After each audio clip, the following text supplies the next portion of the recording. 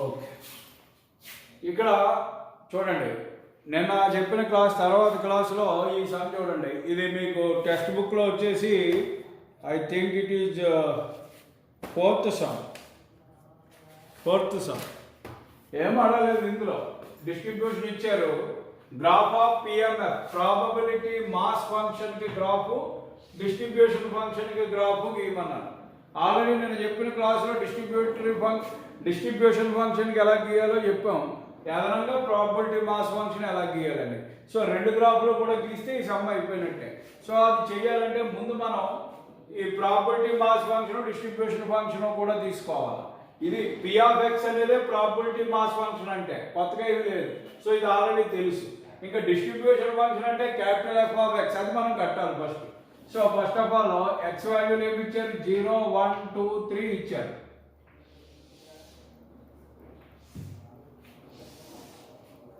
So next P of X ఇచ్చారు. ఎంత ఇచ్చారు? 0.1, 0.3, 0.5, 0.1.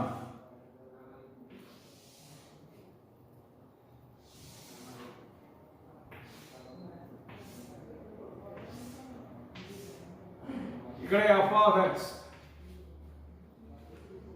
డిస్ట్రిబ్యూషన్ ఫంక్షన్ ఏంటంటే ఎఫ్ ఆఫ్ ఎక్స్. ఇది ఎలాగంటే ఇది 0.1, 0.1 ప్లస్ 0.3, 0.4, 0.4 ప్లస్ 0.5, 0.9, 0.9 ప్లస్ 0.1 వచ్చేసి 1. సో ఇది ఎఫ్ ఆఫ్ ఎక్స్ కూడా వచ్చేసింది. ఇప్పుడు మనం గీయాల్సింది పిఎంఎఫ్, అలాగే graph of PMF distribution function. First PMF యొక్క గ్రాఫ్ గీయాలంటే ఎక్స్ ఏమో ఎక్స్ యాక్సిస్ మీద తీసుకోవాలి, పి ఆఫ్ ఎక్స్ ఏమో వై యాక్సిస్ మీద తీసుకోవాలి. సో ఎక్స్ వాల్యూస్ ఏమేమి ఇచ్చారు? 0, 1, 2, 3 ఇచ్చారు. పి ఆఫ్ ఎక్స్ ఏమి ఇచ్చారు? 0.1 కానీ మొదలుకొని 0.2, ఇక్కడెక్కడో 0.4, ఇక్కడెక్కడో 0.9, ఇక్కడెక్కడో 1 అని ఉన్నాయి అనుకోండి. సో మీరు ఇప్పుడు చూడండి, first X P of X 0కి ఎంత వచ్చింది? 0.1, 0కి 0.1, 0.1 అంటే ఇక్కడ. అదేవిధంగా 1కి ఎంత వచ్చింది? 0.3 అంటే ఇక్కడ. 2కి ఎంత వచ్చింది? 0.5 అంటే ఇక్కడ. 3కి వచ్చేసి మళ్ళీ 0.1 ఇక్కడ. సో ఇలా మనం పెట్టుకున్న తర్వాత మీరు చేయాల్సింది ఏంటి? ఇక్కడ నుంచి దీన్ని స్ట్రైట్గా ఇలా లైన్స్ కొట్టాలి. ఇది మనకే కరెక్ట్గా ఇదే మనకేమవుతుంది అంటే ఆ వాల్యూ, ఆ గ్రాఫ్ పిఎంఎఫ్ గ్రాఫ్ అంతే. కరెక్ట్గా పాయింట్లు గుర్తించి దాని నుంచి మనం కిందకి లైన్స్ కొట్టి వచ్చింది పిఎంఎఫ్. డిస్ట్రిబ్యూషన్ ఫంక్షన్ అంటే ఆల్రెడీ నేను చెప్పాను మీకు, ఎక్స్ వాల్యూస్ ఎక్కడ తీసుకోవాలి, క్యాపిటల్ ఎఫ్ ఆఫ్ ఎక్స్ ఎక్కడ తీసుకోవాలి. దీని వాల్యూస్ ఏంటవుతుంది మనకి ఇక్కడ? సపోజ్ ఇది 0, 1 ఎలాగైనా తీసుకోవచ్చు, ఎక్కడి నుంచి అయినా తీసుకోవచ్చు. పోనీ ఇక్కడి నుంచి 0, ఇది 0, ఇది 1, ఇది 2, ఇది 3, ఇది 4, 3 వరకు సరిపోతాయి కాబట్టి 3. ఎఫ్ ఆఫ్ ఎక్స్ మీద 0.1, 0.2, 0.3, 0.4, 0.5, 0.6, 0.7, 0.8, 0.9, 1. ఇది 0కి వచ్చేసి ఎక్స్ వాల్యూ 0కి వచ్చేసి ఎఫ్ ఆఫ్ ఎక్స్ ఎంత అయింది? 0.1 అయిందంటే ఇక్కడ వచ్చింది పాయింట్. 1 వచ్చేసి 0.4 అంటే ఇక్కడ. 2 వచ్చేసి 0.9 అయిందంటే ఇక్కడ. 3 వచ్చేసి 1 అయింది ఇక్కడ. సో ఈ వాల్యూ ఏమవుతుంది అని అంటే ఇలాగా 1 వరకు ఇలా వచ్చి ఇక్కడ ఇలా పెరిగింది, 2కి ఇలా వచ్చి ఇక్కడ పెరిగింది, 2 దగ్గర ఇలా వచ్చి ఇలా పెరిగింది, ఇలా. ఇది గ్రాఫ్, ఇది డిస్ట్రిబ్యూషన్ ఫంక్షన్. అదే అసలు ఈ డిస్ట్రిబ్యూషన్ ఫంక్షన్ ఏంటి? ఇవన్నీ కూడా ఈ రకంగా గీయాల్సి వస్తాయి. ఈ పిఎంఎఫ్ సింపుల్. ఇది మీరు కావాలనుకుంటే 0.1, 0.2, 0.3, 4, 5 వరకే ఉన్నాయి మ్యాక్సిమం, కాబట్టి అక్కడ వరకు తీసుకుని గీయాలి. అర్థమైందా మీకు? అక్కడ బుక్లో ఉంది, దాని ప్రకారంగా ఫాలో అవ్వండి. గీసి స్ట్రక్చర్ అయితే ఇది. ఓకేనా? నెక్స్ట్ సమ్ ఏంటి అనేది చూద్దాం.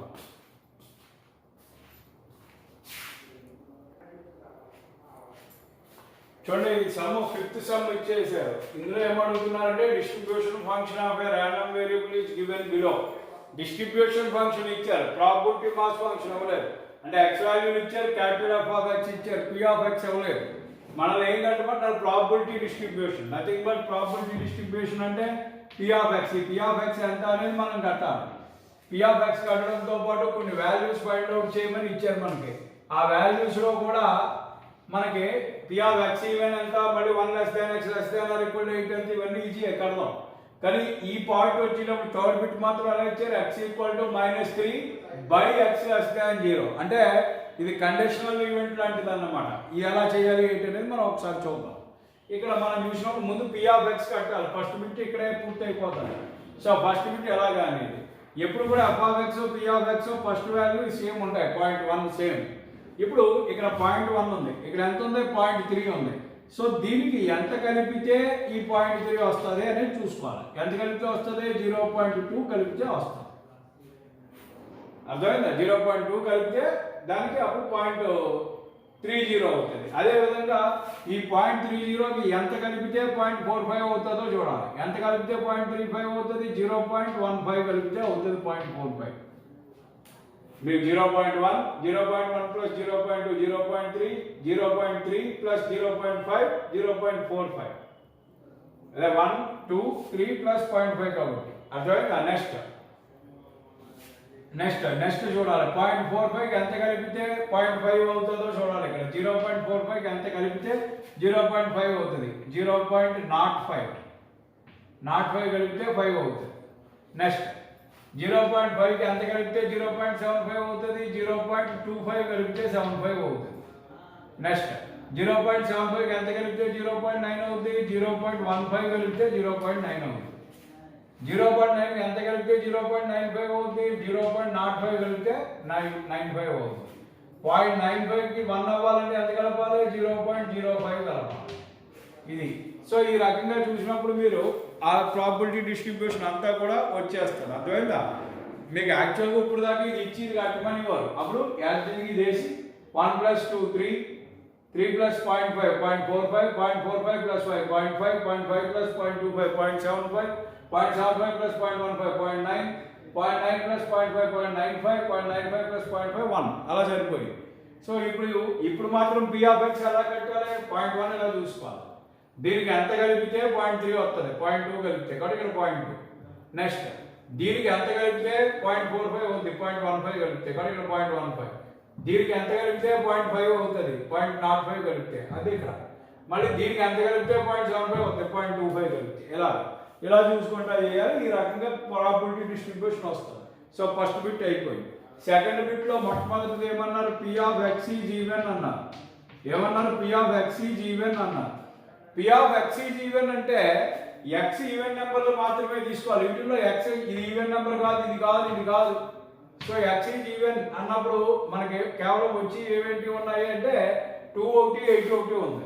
కేవలం P of X is equal to 2 or అలాగే P of X is equal to 8. కాబట్టి P of X is equal to 2 plus P of X is equal to 8 ఎంతో కట్టాలి. So P of X equal to 2, X P of X లో చూసుకో ఎంత అవుతుంది. X equal to 2 అంటే 0.25 plus 8, P of 8 అంటే 1.0. So add చేస్తే 1.25. ఇది ఆన్సర్. రెండోది ఏమి అడిగారు, పి ఆఫ్ ఇది సెకండ్ బిట్ లో చేస్తున్నాం. P of 1 less than or equal to X less than or equal to 8 అని అడిగారు. అంటే ఎక్స్ వాల్యూ 1కి 8కి మధ్యలో ఉన్నాయన్నీ తీసుకోవాలి. కాబట్టి p of x equal to 1 plus p of x is equal to 2 plus p of x is equal to 3 plus p of x is equal to 5 plus p of x is equal to 8. So that is equal to x is equal to 1. P of x equal to 1 and 0.05. P of x equal to 2 and 0.25. P of x equal to 3 and 0.15. P of x is equal to 5 and 0.05. P of x is equal to 8 and 0.05. ఇవన్నీ add చేసినప్పుడు ఏమవుతుందంటే 0.5 0.5 0.5 0.15 0.15 plus 0.15 0.3 0.3 plus 0.25 0.55 0.55 ఇది second. అదే విధంగా third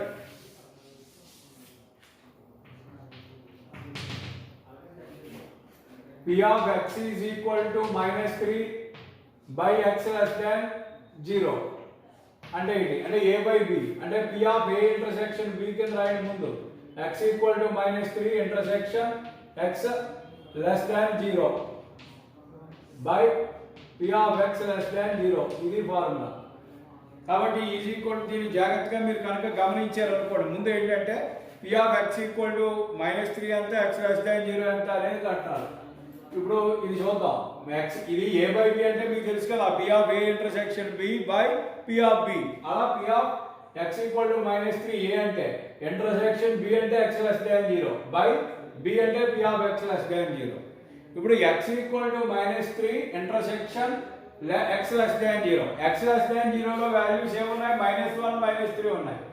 x equal to -3 లో only -3 రెండింటికి common గా ఉండేది కేవలం -3 ఒకటే అవుతుంది అర్థమైందా. కాబట్టి ఈజ్ ఈక్వల్ టు ఇది అంటే p of x equal to -3 అవుతుంది పైది బైలోది p of x less than 0 అవుతుంది.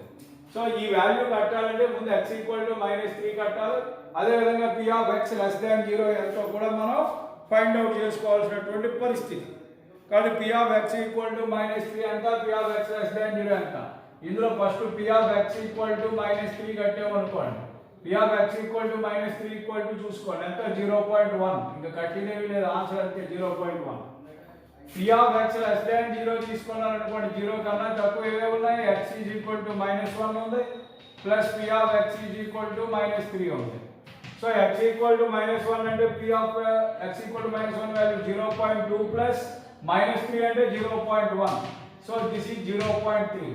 therefore వాడు ఇచ్చిన లెక్క ప్రకారంగా p of x equal to -3 by x less than 0 is equal to p of x equal to -3 అంటే 0.1 బై 0.3 ఈక్వల్ టు 1/3 ఆన్సర్. దీని answer ఎంత వచ్చింది 0.1 బై 0.3 ఇది నథింగ్ బట్ 1/3. సో ఇది అయిపోయింది. అలాగే ఇది చేయాలి p of x greater than or equal to 3 ఇంకోటి ఏమడిగారు p of x greater than or equal to 3 by x greater than 0 అడిగారు. సో ఈజ్ ఈక్వల్ టు ఇదంటే ఏం వేసుకోవచ్చు p of x greater than or equal to 3 intersection x greater than 0 by p of x greater than 0.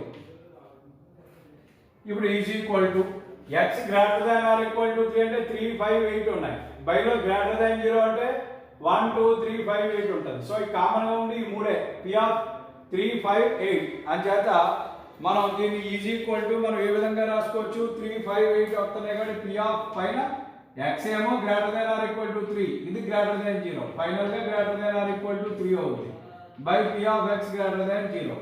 So first ఇక్కడ p of x greater than or equal to 3 కట్టేయండి. Greater than 3 or equal to 3 అంటే అర్థం p of x equal to 3 plus p of x is equal to 5 plus p of x is equal to 8. So is equal to x equal to 3 అన్నప్పుడు ఎంత వచ్చిందంటే 0.5 0.15 ఇది 0.05 ఇది కూడా 0.05. So is equal to ఇది 0.15 plus 0.1 అంటే 0.25 ఇది answer. దీనికి x greater than or equal to 3 కి ఆన్సర్ ఎంత వచ్చింది అంటే 0.25 వచ్చింది. అలాగే p of x greater than 0 అడిగారు. x గ్రేటర్ దాన్ 0 తీసుకుంటే 0 కన్నా పెద్దది తీసుకోవాలంటే 1 2 3 5 8 ఈ అన్నిటిని ప్లస్ అది అలా ఏంటి ప్లేస్ లేదు మీకు ఆ నోట్స్ లో చూసుకోండి. x equal to 1 plus 2 plus 3 plus 5 plus 8 అని వేసుకుంటే ఇవన్నీ యాడ్ చేయాలి 0.05 0.25 0.3 0.45 0.05 అంటే 0.5 ప్లస్ 0.55 0.55. సో ఫైనల్ ఆన్సర్ ఏంటవుతుంది 0.25 బై 0.55. కాబట్టి దాన్ని సింప్లిఫికేషన్ చేసుకుంటే ఆన్సర్ వచ్చేస్తుంది. అర్థమైందా? వెరీ ఈజీ సార్, జాగ్రత్తగా మీరు ఫాలో అవ్వాలి. ఓకేనా? సో నెక్స్ట్ సమ్ ఏంటనేది చూద్దాం.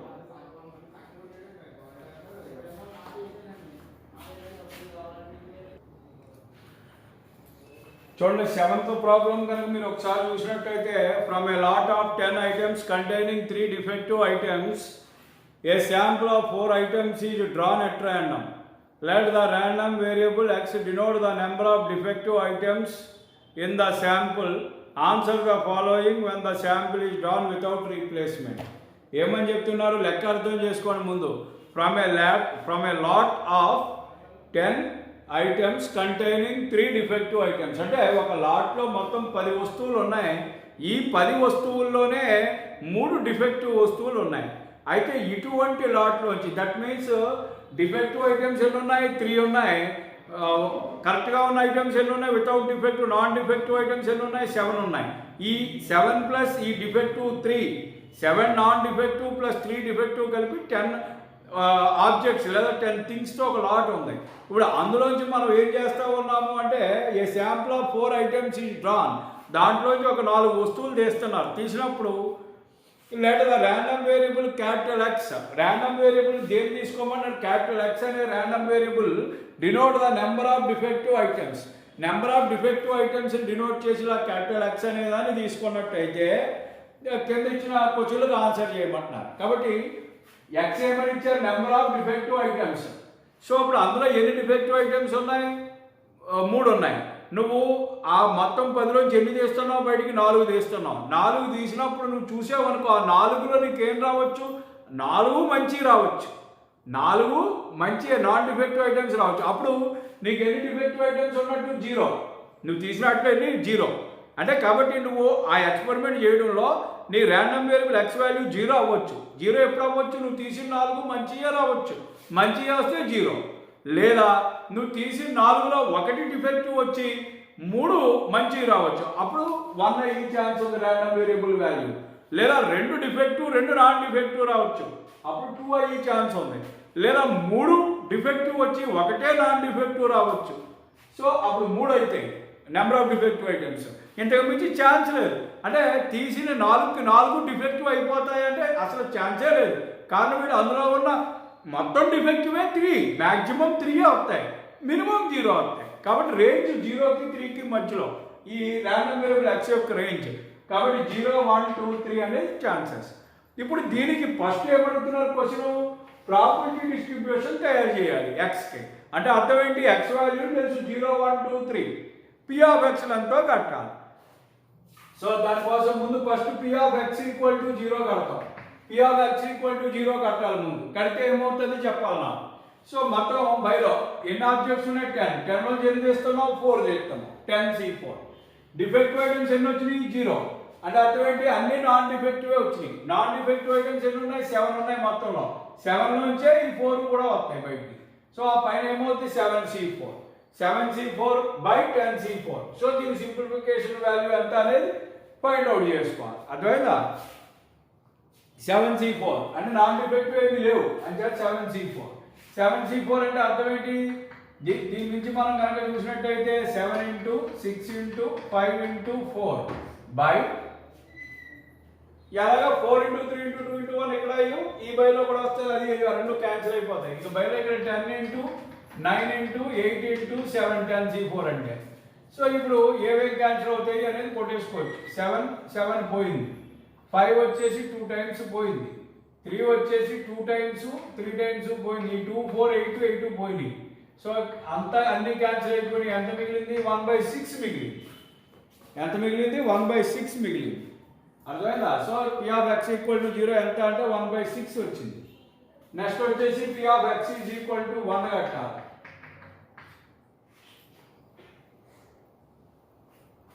P of X is equal to 1 కడదాం. 1 కడితే ముందు 4 వేస్తున్నాం 10C4. పైన మాత్రం 1 డిఫెక్టివ్ రావాలి. ఈ 1 డిఫెక్టివ్ మొత్తం 3 ఉన్నాయి. 3లోంచి ఒకటి రావాలి. మిగిలిన 3 నాన్ డిఫెక్టివ్ లోంచి రావాలి. కాబట్టి 3C1 × 7C3. So this is equal to మనం దీన్ని సింప్లిఫై చేయాలి. 3C1 అంటే 3 × 7C3 అంటే ఏమవుతుంది? 7C3 వాల్యూ డైరెక్ట్గా చెప్పేయచ్చు. 7 × 6 × 5 బై 3 × 2 × 1. 6 బైలో 3 × 2 పోయింది. అంటే 7 × 5 మిగిలింది. 7 × 5 కాబట్టి 35. మీరు సింప్లిఫై చేసుకుని చూసుకోండి అంతే సరిపోతుంది. 3 × 35 బై 10C4. 10C4 అంటే 10 × 9 × 8 × 7 బై యాక్చువల్గా 4 × 3 × 2 × 1. సో ఇందులో మనకి ఇవి క్యాన్సిల్ ఎలాగవుతాయి అనేది మనం చూసుకుంటామే. అదే దీన్ని సింప్లిఫికేషన్ చేయాలి. సో సింప్లిఫికేషన్ చేద్దాం. చేస్తే ఈ 4, 2, 8 కాబట్టి 8 పోయింది. 3 ఇందులో 3 టైమ్స్ పోయింది. కాబట్టి 3 × 35 105 by 10 3 37 30, 7 is 210. 105 by 210. Next, P of x is equal to 2 కట్టాలి. అంటే 2 డిఫెక్టివ్ ఐటమ్స్ రావాలి. మొత్తం 10 లోంచి 4 చేస్తున్నాం 10C4, 2 డిఫెక్టివ్ 3 లోంచి 2 రావాలి 3C2, నాన్ డిఫెక్టివ్ 7 లోంచి 2 రావాలి 7C2 is equal to 3C2 అంటే 3 వాల్యూ, 7C2 అంటే 7C2 అంటే 21 బై 10C4. 10C4 అంటే ఇప్పుడు ఇక్కడ సింప్లిఫై చేసిన ప్రకారంగా 210. కాబట్టి 23 into 21 అంటే ఎంత 63 by 210. కొట్టేది 21 10 టైమ్స్ సింపుల్ చేద్దాం మనం. అంటే అన్ని వాల్యూ మళ్ళీ ఇప్పుడు ఎల్సిఎం పెట్టి తర్వాత లెక్కలో ఈజీ అవుతానికి అలాగే ఉంచండి, డినామినేటర్ సేమ్. అదే క్రమంలో దీన్ని కూడా మనం చూసినట్టయితే ఈజ్ ఈక్వల్ టు పైన కింద 35తో డివైడ్ చేసి మల్టిప్లై చేస్తే 35 by 210 అవుతుంది. 35 by 210 అని ఉంచేయచ్చు అది కూడా. Next P of x equal to 3. P of x equal to 3. మొత్తం 10 ఐటమ్స్ చేస్తున్నారు 10C4. 3 డిఫెక్టివ్ రావాలి. ఉన్న 3 లోంచి 3 వచ్చేది 3C3 ఇంటూ 7 లోంచి 1 రావాలి. 3C3 అంటే 1, 7C1 అంటే 7 బై 10C4 అంటే 210. కాబట్టి 7 by 210. ప్రాబబిలిటీ డిస్ట్రిబ్యూషన్ వచ్చేసింది ఇదే. అంటే x ఈక్వల్ టు 0 0 కింద బైలో 3 టేబుల్ డిస్ట్రిబ్యూషన్ టేబుల్ ఏమన్నాడు కాబట్టి x వాల్యూ 0 1 2 3. ఇక్కడ P of x ఇది టేబుల్ ఇది. ఇదంటే ఎంతంటే 35 by 210, 1 అంటే 105 by 210, 2 అంటే 63 by 210, ఇదంటే 7 by 210. ఇది డిస్ట్రిబ్యూషన్, ప్రాబబిలిటీ డిస్ట్రిబ్యూషన్ అంటే ఇది. సో ఇలాగ ఫస్ట్ బిట్ అయ్యింది.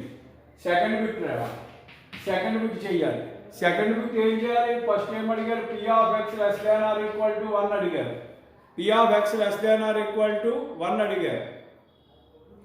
So P of x less than or equal to 1 అడిగారు. So is equal to P of x less than or equal to 1 అంటే 1 కన్నా తక్కువ లేదా 1తో సమానం రెండు ఉన్నాయి. P of x equal to 0 plus P of x is equal to 1 అవుద్ది. So ఇదంటే 35 by 210 అయింది, ప్లస్ ఇదంటే 105 by 210 అయింది. రెండు యాడ్ చేస్తే 140 by 210 అయింది. 0 0 పోయింది, 7 టేబుల్ 2 times 3 times పోయింది, 2 by 3 ఆన్సర్. అదేవిధంగా నెక్స్ట్ వచ్చేసి P of x less than 1 అడిగారు. x less than 1 వాడికన్నా తక్కువ ఉన్నదే ఒకటే వాల్యూ, x equal to 0. ఇదంటే 35 by 210, సింప్లిఫై చేస్తే 1 by 6. మూడవది వచ్చేసి P of 0 less than x less than 2 అడిగారు. 0కి 2కి మధ్యలో ఉన్నదని అడుగుతున్నారు. కేవలం ఒకటే ఉంది, x equal to 1. 0కి 2కి మధ్యలో తీరే ఛాన్స్ ఏం లేవు. P of x equal to 1 అంటే ఇక్కడ చేస్తే 105 by 210, నథింగ్ బట్ దీన్ని సింప్లిఫై చేస్తే 1 by 2. So the answer is 1 by 2.